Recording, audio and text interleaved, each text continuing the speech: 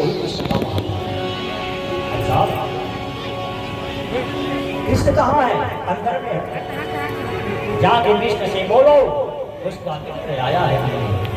दोनों द्वारपाल ठहाका लगा के हंसने लगा। इतना हंसे लगता है कोई पागल ब्राह्मण आ गया यहाँ। अपने आप को भगवान का मित्र समझ रहा है।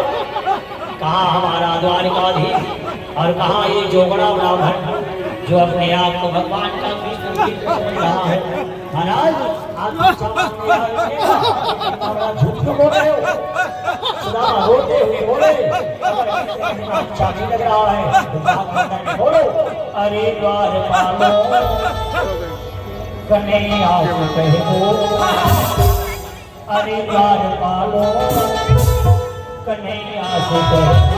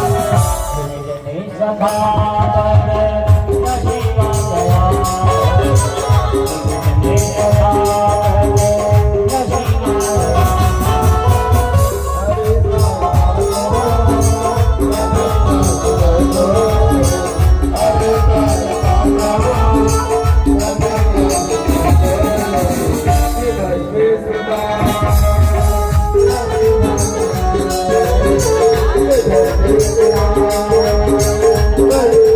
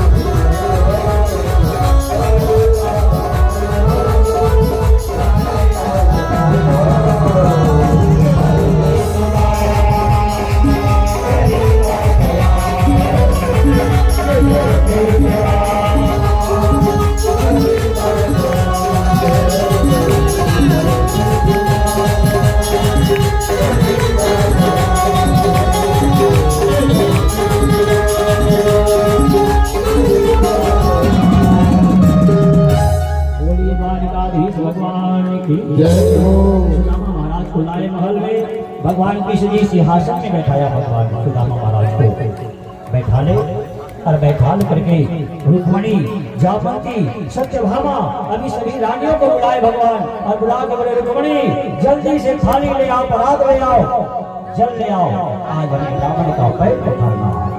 धन्य है ये नगरी, धन्य है सुदामा, जैसे ब्राह्मण हमारे नगर में आया है, परात में पानी मंगा करके भगवान सुदामा ब्राह्मण के पैर को धोने लगा। ओह जरा विचार करें, काटा है बाकी लोग बैठ जाए अपनी जगह में, चलिए बाकी बैठे अपनी जगह में, कथा चल रही है, बस देखते रहो आप। जैसे भगवान कृष्ण जी परात में सुदामा महाराज के पैर को धोने लगा, ध्यान से सुनना करता। लोग कहते हैं कि पानी से गोड़ को धो, लेकिन बिल्कुल नहीं। देखी सुदामा के दीन दशा, देखी सुदामा के दीन दशा, करुणा करके करुणा पानी परात को हाथ छुए, और कैनन के जल से भगवान की आंखों से आंसू बह रहा है, रो रहा है। आज प्रथम बार मेरी बताया, और आज मुझे पैर धोने का सौभाग्य मिला।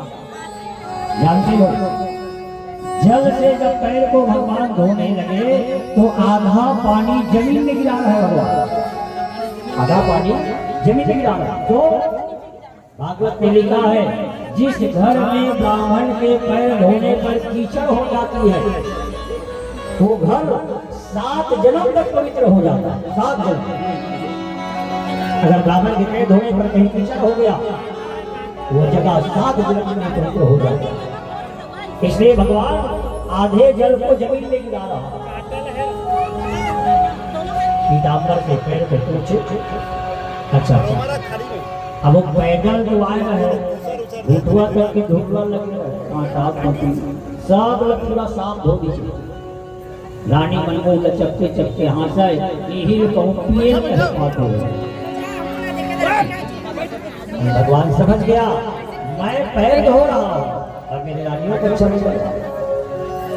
दो ये जल भगवान निकाले, और निकाल के सबसे पहले भगवान पी लिया। सबसे पहले ब्राह्मण के धोए हुए चरणों में जल भगवान स्वयं पी लिया। रुक्मणी को दिए, जामवंती को दिए, और द्वारपाल को बुला के बोले ये जल पूरा द्वारका में छिड़काव कर दिया जाए। ब्राह्मण का धोया हुआ चरणामृत आज मेरा द्वारका पवित्र हो गया। ऐसा करके द्वारपाल को बुलाकर वो धोई हुई चरणामृत भगवान द्वारपाल को दे दिया।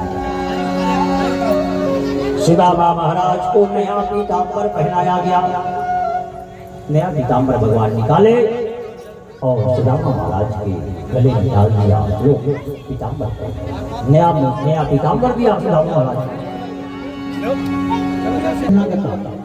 सुदामा मन में सोचने लगा, मैं तो सोच की भी नहीं आया था इतना मेरा स्वागत होगा। ओह ये तो पागल हो गया, पागल। स्वयं द्वारिकाधीश भगवान कृष्ण कन्हैया अपने हाथों से तिलक लगाए, पुष्पमाला पहनाए, नया पीताम्बर पहनाए, दीप जलाए, आरती उतारे, सुदामा महाराज का पुष्प चढ़ाया।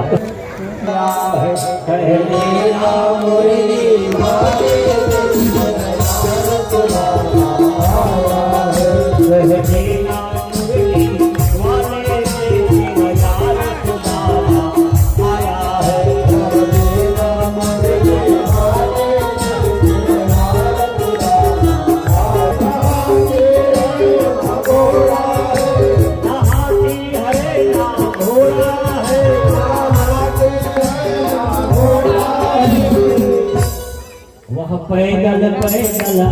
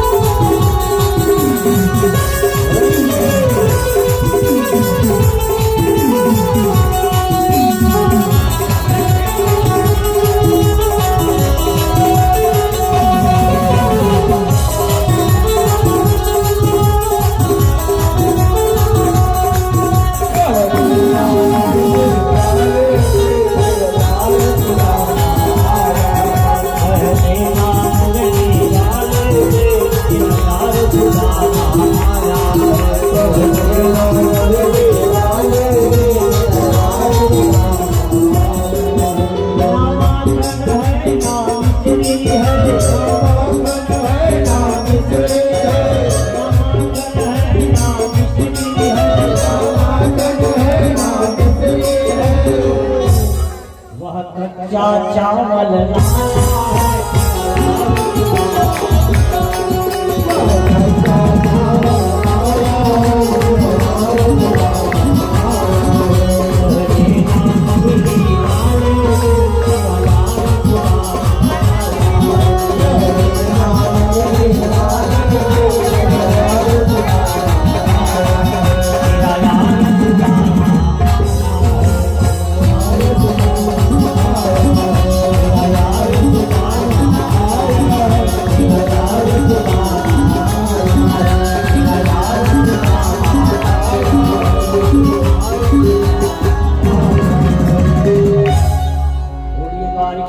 भगवान की जय, बोलिए रुक्मणी देवी की जय।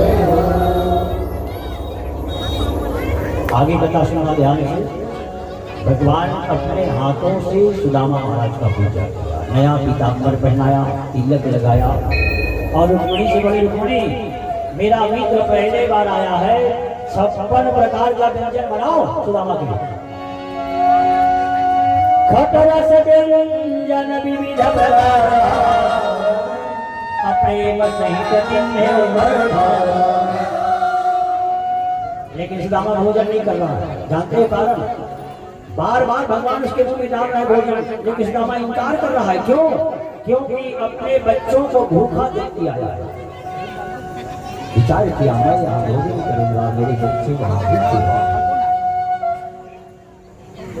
भगवान समझाने लगे, मित्र अब चिंता मत करो, जो हो गया उसे छोड़ो, अब आगे के बारे में सोचो, अब आपका समय बनने का आ गया है।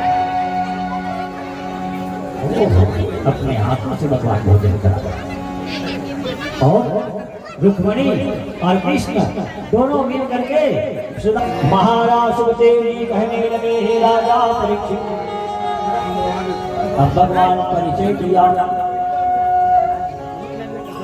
जानते हो, एक बात बता रहा हूं, ध्यान से सुनना। कृष्ण और सुदामा जी स्कूल में पढ़ा है। सुदामा